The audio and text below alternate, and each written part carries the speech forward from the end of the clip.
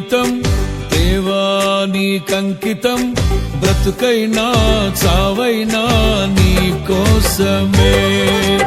ఇదిగో నా జీవితం దేవా నీకంకితం, బ్రతుకైనా చావైనా నీ కోసమే.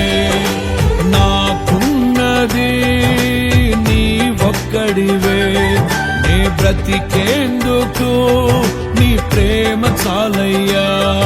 ఆరాధింతును నా పూర్ణ హృదయముతో, నిన్ను ఘనపరతును నా జీవితాంతము.